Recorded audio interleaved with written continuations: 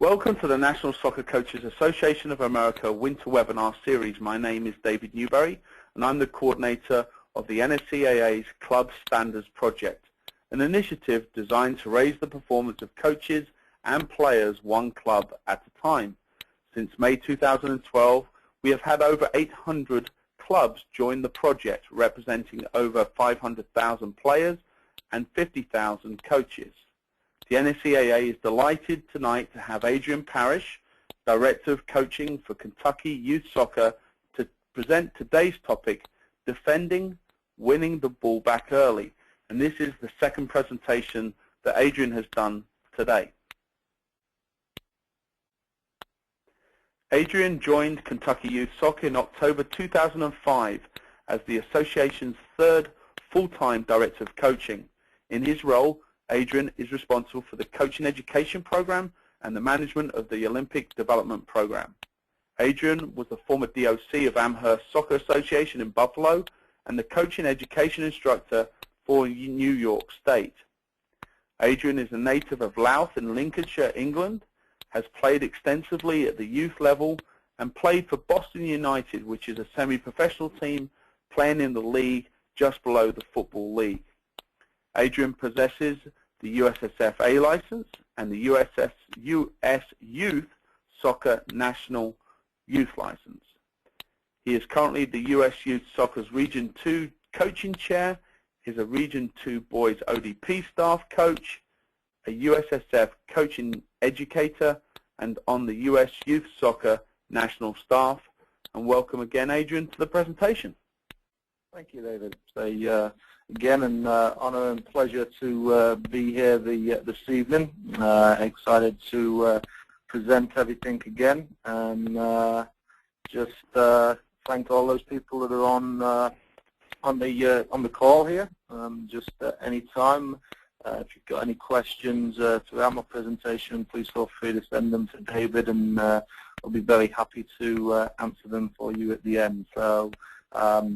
Right now it is 9 o'clock in the evening here in Kentucky, and it's quite interesting that, as you see my first slide here, it is probably a discussion which several coaches do have over perhaps an adult beverage at times, but I have a pint right now, but it's only a pint of milk with me. But it's here was this first slide really came about when we was talking during my UEFA A license, and it's a discussion during one of the sessions where we was talking about defending, and it just happened to be that you can put your favorite defensive starting 11 lineup there, and obviously you're not going to put 11 solid defenders out there because you still need some players to put the ball in the back of the net. So this came up during that, and I decided just to start with this because we are talking about trying to win the ball back early, and it's very important that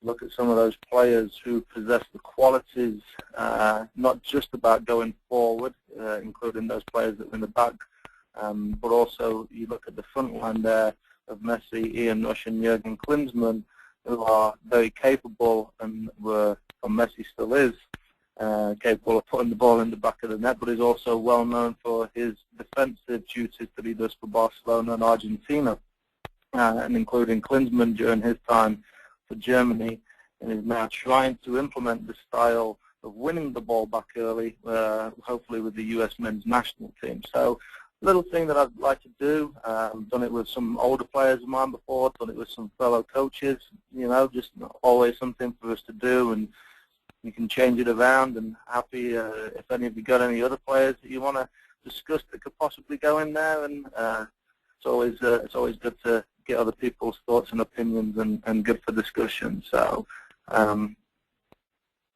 so I'll start off here, and as David mentioned, I did play at Boston United when I lived back in England, and before I went on to most of my career in the game of soccer and football has been as a coach, and I've been in the coaching realms. Before I went there from Boston, I went on to Grimsby Town, and but when I was playing, I always found that I would find myself being a defender, and for me, defending was always fun, and that picture just sums up what I kind of enjoyed liking about doing defending. Nothing like doing a slide tackle on a nice muddy wet field and coming out winning the ball. So, but I was a defendant trying to get.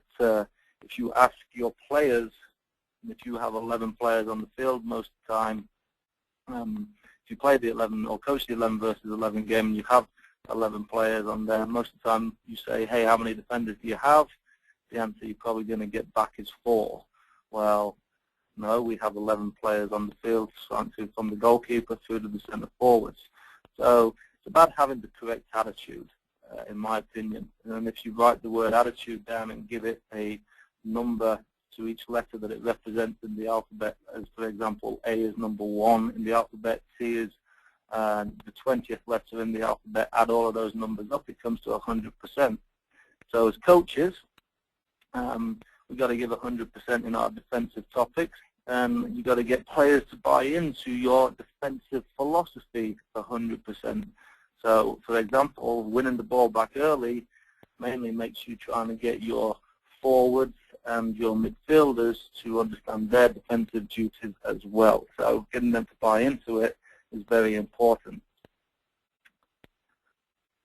Right now, we've got teams that are deploying the style of winging the ball back early. You see the picture there of Barcelona.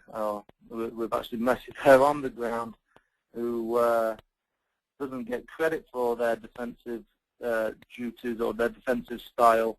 And I listened to a webinar which the NSCAA put on a couple of weeks ago from David Clark from England, who was talking about Barcelona and their style and how they their style when they're in possession, but they're also well known for winning the ball back early and doing the defensive work.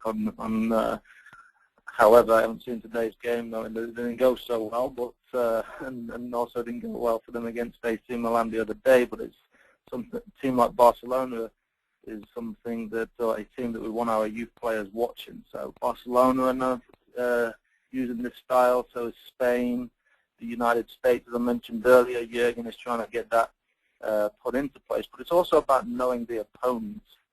You know, when I was working at a college for a season here, there was a team that we played against, which, you know, basically liked to pass the ball around and we'll pass you around and pass you around. So we wanted to understand about getting the players to try and play the same style, but it was then again, it was the same thing that we was trying to say, is trying to get players to work hard in the training sessions to be able to play under pressure. So it's kind of catch-22 situation. So a lot of the times you see the teams that like to possess and like to play the ball around are also the ones that will try and defend early and win the ball back early. Again, that can depend on situations within the game. If you're 2-0 up, 3-0 up, you may not have to go chasing the ball. You know, so it also can depend on obviously the timing of the game. You know, in the 80th minute, you may not want to be going and chasing it neither as well. So understanding the when and where, which we'll come into a little bit, is very important. So the formations, and some of you may not even be coaching the 11 versus 11 game, so some of you may be coaching 9 versus 9, 7 versus 7, 6 versus 6. So if you have any questions on formations which may be implemented to help the style of winning the ball back early for some of the small-sided games, please send those questions to David, and I'll be happy to try and answer them for you at the end. But one of the things that formations you'll see in the 11 versus 11, usually the 4-3-3, or one that I prefer to play into, the 4-2-3-1. The picture here as you're in the 4-3-3. And of course, it all goes down to individual strengths and individual roles of the players that you have.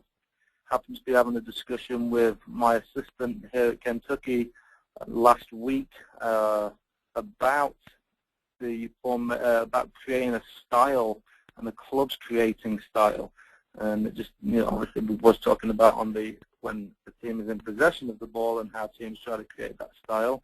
We came up with it. Obviously, those styles may change depending on the players that you have. So individual roles may change for these players that you are trying to implement a defensive style. may change depending on the players that you have. So I'm kind of a very old-fashioned person here, I guess, where we try to go through 1 through 11. And I had the discussion with David earlier last week. Very interesting, both being from England, where we used to go into the dressing room or the locker room where the shirts would be hanging up, and 1 through 11, and you never really wanted, well, you never wanted 1 unless you was the goalkeeper, but you certainly wanted 2 through 11. You never wanted number 12, 14, or 15 because you knew you was in for a long, cold afternoon sitting on the bench. So around my slides, you will see 1 through 11 set up, with 2 being a right back, 3 being a left back, 4 and 5 centre backs, or 4 and 6 depending on which country you come from. 8 and 6 can be the defensive midfielders. 10 is normally an attacking midfielder. 11 and 7 on the flanks, and 9 is your centre forward. So it's very important that your 9 understands that his or her role on recognising the keys and cues of when to press or when to drop. I previously mentioned on that on one of the last slides, my first slide mentioned Jürgen Klinsmann, who back in 1994 really did a fantastic job for Germany in the World Cup when it was here in the US about defending from the front. And basically, if Jürgen went as that number 9, made sure that 11, 7, and 10 was following him behind them as well. So making sure that it was nice and compact and not allowing 9 would shape the ball to try and force the play into 10 or force it into 11 to 7 to pick the ball off so that we can go straight onto the attack. So 9 is very important in understanding and being very smart, not necessarily chasing after everything, but picking and choosing the right moments to go. Not always going, and not always going on their own. So in that kind of example, watching the game this weekend, that 9 on this team that I happened to be watching was going every time. And I heard the coach yelling from the sideline, hey, you know, if he goes on his own, everybody's got to go. Well, there was times when he shouldn't have gone. So the role happens to be then probably of the defensive midfielders of 6 and 8 to try and hold that number 9 back. So in such a distance, when you're trying to defend from the front as well, it also pushes up your number 3 and your number 2 into those from the fullback positions to try and win the ball higher back up. 4 and 5 are spread out a little bit more, and one of the defenders, midfielders, sits back in. So you can see what I was just, as I mentioned that in there, which I obviously talked a little bit there previously. In this formation, you see a 4-3-3 versus a 4-4-2, which majority of coaches probably on here are familiar with playing against and probably playing with using the 4-4-2 formation.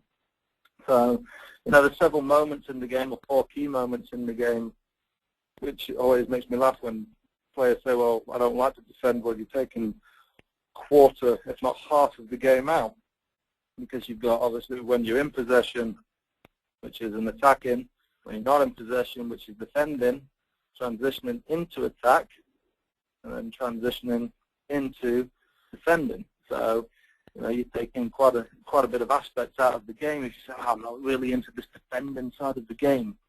And one of my things that I always try to teach with my teams, even though defending is fun, is that, hey, if we can defend well, the worst that can ever happen to us is probably we get a dreaded 0-0 game. So, but sometimes those old 0-0 games can be quality to watch. So, you know, it's very important that transitioning from losing to winning the ball is obviously very important there. So players need to get into the best positions to try and really deny any penetration for the forwards to, for the triangles in this example, so blue diamonds, to even get forward. But it's about making smart choices too. Mentioned there that a lot of the times when we'll see younger players, when we talk about doing defending, they're full of energy, lots of energy, which is great, and they just want to chase and run after the ball the whole entire time. It's about picking and choosing the right moments to go and going as a unit. However, good teams like the Barcelonas, like the Spains. Hopefully, we can get the United States to that level. Good teams like that. If they can't win the ball back early, they do make sure they drop back and they do deny, hopefully, the penetration from the other team. So, again, if you've got any other questions that you want to ask there at the end, if you want to ask David, that or send them to me, please feel free. If you've come across a formation, a team playing a different formation, and you like to try and play in a 4-3-3 or a 4-2-3-1, please feel free to send me those questions. So I talked about individuals being important and everybody buying in. And I put this picture up here of Mia, and her quotes, as you'll see there on the right-hand side. For me, if I'm reading into those quotes, you can see how Mia really is all about the team and is willing, even as a centre forward, and no offense against any centre forwards that are on here, but have that ego of just, hey, it's all about me and I want to score the goals because I get the biggest contract at the end of the season. Of course, we're not giving out any contract to our youth players, but they do have a different ego on that. But she has the concept there, or the mindset there, sorry, is that it's not about her, it's about the team, and she is also willing to do those defensive side of the games. And she actually was one of the only U.S. national team's players, men's and women's, to get named onto Pele's 100 top football players, soccer players. That's a prestige honor for her. But she had that mindset about, hey, I'm willing to do the work as a forward on the defensive side of the game as well. So we'll just get into a little bit about now as you as the coaches, or people as the coaches. And when David Clark was doing it, he taught on the attacking principles. And when you're going through your coaching courses, if you've gone through your coaching courses, and we obviously recommend as coaching instructors, or myself as a coaching instructor, if you haven't, you do them. But it's very important that you understand and remember these principles, whether it's on the attacking side or the defending side of the game. So you can see then when the breakdowns occur in the game, what was the principle that caused that breakdown? Was there not enough pressure? Well, if we're trying to win the ball back early and higher up into the field, there's got to be pressure somewhere, So, but there's got to be the right moments of when we put pressure. So was the pressure there, but the penetration was still allowed because there wasn't good cover? These are the kind of situations that you have to be able to break down, and these are the coaching moments that you've got to see when you're trying to watch the game and analyze the game, or even when you're trying to watch and coach your actual training sessions, so you can understand what principle caused the other team to get in behind you when you are trying to win the ball back higher up the field. Again, if you've got any questions on many of these principles, or want some more in-depth or some better pictures to understand what they are, and I have got some coming up with some training sessions or some activities here. Now, again, please feel free to send your questions to David, and I'll be happy to try and answer them for you. So, when I talk about those principles, they also then come into key moments in a game. And when I do the coaching courses and when I do them with fellow instructors, we'll talk about key moments such as the keys and the cues of why that was broken down. Well, who was involved? Now, for example, in here, we're talking about, hopefully, if we're trying to win the ball back early, the 9s, the 7s, the 11s, the 10s, the 8s, the 6s, and even the 2s and the 3s, because we are trying to push them higher up the field. So, who was involved? What occurred? So, for example, I happen to be watching the Manchester City-Chelsea game this weekend, and by no means am I knocking any the way that Rafa Benitez is getting Chelsea playing, or anything against any Chelsea fans that may be listening to me right now. But as David Luiz, who is their centre-back trying to play out of the back, and he's supposedly a ball-playing centre-back, continuously playing it into their midfield, into Chelsea's midfield, and Man City was just inviting that pass in, which, you know, is one of the key things you've got to look at. That's a picture that you've got to look at. Can you invite that in? So then when you can jump onto that to try and intercept it. So in that area is what's happening is the centre-back's got it. Can we drop back to invite it into the centre midfielder who's dropped back to get it in the middle of the park? And so then we can maybe jump onto that. So those are some of the things that you've got to look at. Other situations might be it's a long bouncing ball from one centre-back to the other full-back. Right? That's a key moment when, hey, maybe you get the number 7 or number 11 to jump onto that so that they can maybe apply the pressure and force the play inside. That's a why. Might be a situation that even at the youth level we see this a lot, that we don't see many left-footed left-backs. A lot of left-backs in the youth game are right-footed.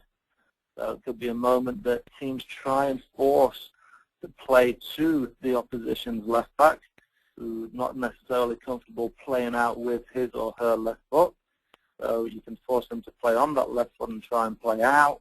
Might be a moment where you'd be able to pick the ball off and then be straight onto the attack. So these are situations, and I'm looking at this, is who, what, where, when, and why can you create these key moments. All right, but when you're trying to create them, if they don't work, you also use the who, what, where, when, and why. It didn't work, so you know how to go back to the previous slide and use those principles to create those moments. Again, if you've got any questions at the end there, please feel free to, well, even not at the end, if you've got them now, please feel free to send them to David, and I'll be happy to try and answer them for you. So little activities that I like to use, and here's one, is it's a 4 versus 4 activity. And if I'm working with the blue team in here against the red team, and I kind of let the red team have the ball where the 2 players have got the ball now. And we're trying to force the ball closer towards the coned area, which would be the halfway line. So we can try and pick that off and then play that ball back into what will probably be our centre forwards. So in a way, this could be used as a warm-up. It's a functional kind of training. I think long gone of the days of the warm-ups now of everybody just passing and moving and stretching. I think now for me you can start adding a little bit of pressure into warm-ups. Even at the highest level warm-ups, a lot of the times is a 3 versus 1, a 4 versus 1, 5 versus 2. You know, at the professional levels, that's been there for a long time. So, you know, adding a little bit of pressure in during a warm-up for me is not a problem. So here is just trying to force the play to this line, to these players, and then can we go quickly? Can we work smart? Not just one going and the other one staying, but we try and make play predictable, that we can play it, pick it off, perhaps intercept a pass, even not encouraging the players to get into the tackle, so we're straight into the counter attack, which is a great thing if you're going to try and win the ball back early. You can avoid the tackle and pick it off. It makes obviously going into the counter attack a lot smoother. So here we're starting to add into the different principles in this activity of the pressure, the cover, and the balance, as you mentioned in here earlier mentioned earlier about the numbers that I give the players. You can see here now I start putting them into the positions where I would see them playing on the field on a Saturday or Sunday or just on the game day. So the whole point here is the Reds are trying to play out from one end zone into another end zone. Number 9, as my centre forward, stays in his or her end zone and tries to make play predictable for 7, 10, and 11 to try and just pick the ball off, and then play it back into 9, and 9 can then just dribble over the end there in the end zone. You can add on to that 9 can play in, and 10, 7, and 11 can join them. You can add on to it here where you can put goals at each end. And I got asked a very good question earlier today when I was doing the presentation here of how do you make defending fun, and how do we even make defending fun for younger kids, which is a great question because I'm currently coaching U9s, but it's about even at the end of a defensive game, there still has to be some outlet for somebody. So on this one, when we're trying to win the ball back early, it's great because the outlet is, hey, can we go to goal straight away? So you may have some games and some activities that you guys use, and they work exceptionally well for you. But if you want to make them fun, make sure for the kids, please make sure that you have some goals and some outlets for the defenders. It'd be the same for the red team, but they're trying to play into their centre forward and dribble out over the end line. So there's outlets for both teams. There's competition, there's scoring, but you're still trying to work on the defensive principles there. And then here, as I mentioned, there's the relationship between the lines now. So you're just building up from working with your centre midfielders through to your forwards. So, again, if you've got any questions, please feel free to ask, and I'll be happy to try and answer them. I'm a big fan of myself of doing phases of play, and this came a lot from just being back in England and even when I was doing my UEFA badges as well. But phases of play now can start really working on how the pitches are going to look, hopefully, when you go to game day. So a phase of play is using half the field, well, just a little bit more than half the field. So, for example, again, there's even an outlet here for the red team because we've got the counter goals. Blue team, which would be the team that I'm working with, will be going to the big goal, playing with regular offside rules, etc. So basically, then I'm trying to look and see whether I can see some of those pictures that I put there for you on the right-hand side. You know, are we stepping versus dropping? So are we stepping when we should be dropping by giving some of those moments I said to you earlier? However, if I can't step and I can't win it, then I drop back. And, you know, the good part about playing and trying to win the ball back early is it can disrupt somebody other team's style of play. Because as a player, there's nothing worse when you know that you've been continuously put under pressure, whether that's for the past 15 to 20 minutes. It's tiring as a player as well to be playing against that. So it's very difficult. You know, I've even added such rules in to my kids, and not just to the kids I'm coaching now, but some of the older kids mainly, is that during a kickoff, okay, can you win the ball back within 5 passes? So whether it's just that you've just scored and they're having a kickoff, now bang, can we win the ball back within 5 passes, or whether it's the start of the first half or second half, that's something that I try to give an incentive for the teams that I'm coaching to try and do, just to disrupt the other team straight away. If you can't win it, it's the same, like I guess, like what Barcelona, Spain, and you know, some of the clubs, teams that I mentioned earlier too, cannot win it. It's about them dropping back and not allowing teams to penetrate in behind us. So very important for me as well as coaches is that you coach away from the ball as well.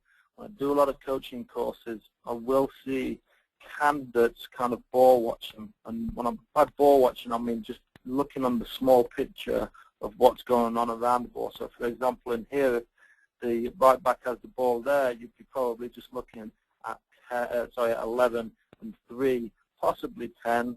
But what if that right back tries to play a full switch over to the other side?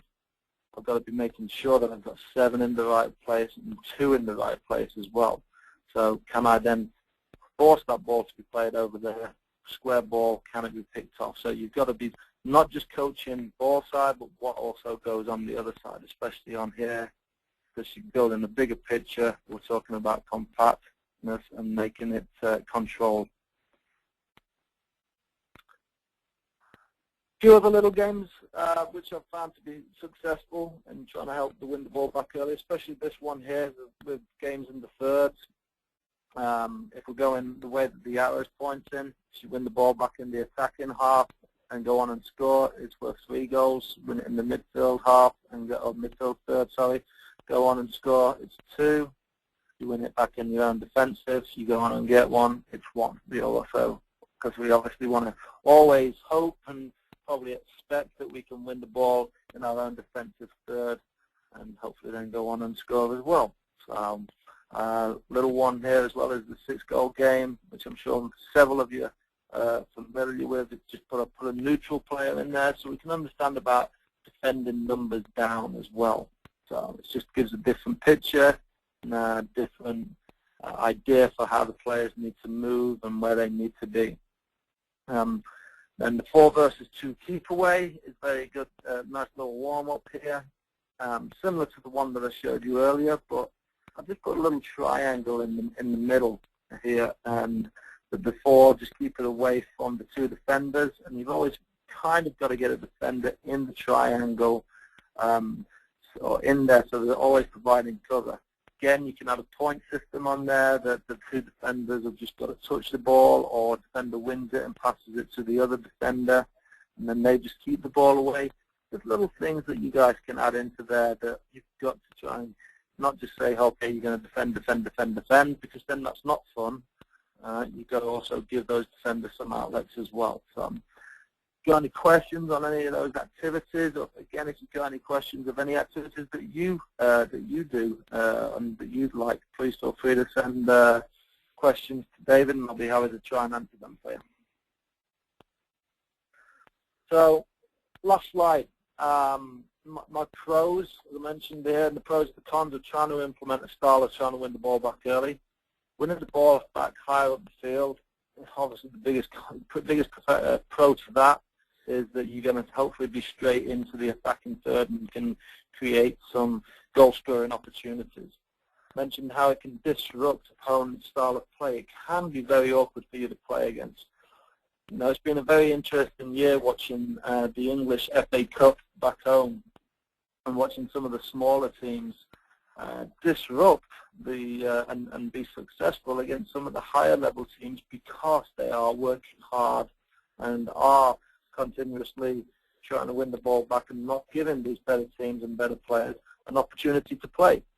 You know, it's a once in a chance lifetime for some of these guys to go out there and prove themselves. So it's been very successful for them. And so you don't have to necessarily be the most technically fluent team. Barcelona and Spain, yes, are great at winning the ball back early, and then are great at also keeping it. So, you know, you don't have to be the best. I watched the ones who were successful today, but Oldham County, when they played Everton last week, and when they played Liverpool a couple of weeks ago, was very good in putting on this pressure and not allowing neither teams to try and settle and play. So you don't have to be great on the side of the possession side, but you've got to basically be very good and very committed on the defensive side as well. So which comes into a con there. If you don't have the players that aren't committed, you can't get the team working together. If you've got one person just going around chasing, maybe 2 players going around chasing, it's going to change your shape. It's going to allow oppositions to get in and penetrate and break you down. So another difficult problem may be that you aren't able to implement this defensive style the whole 90 minutes or the whole duration of your game, because it is difficult. It does require a high level of fitness. Now, I'm not going to tell you to go out there and start running your kids around and start running them ragged, because that's not important. It's, you know, you can do that just by playing the game as well, but it does take a lot of commitment and a lot of probably play it for 20 minutes and then probably change it a little bit. So you've got to understand that they may need 2 styles, and that goes back into your game management, defensive styles that you've got to put in when you're working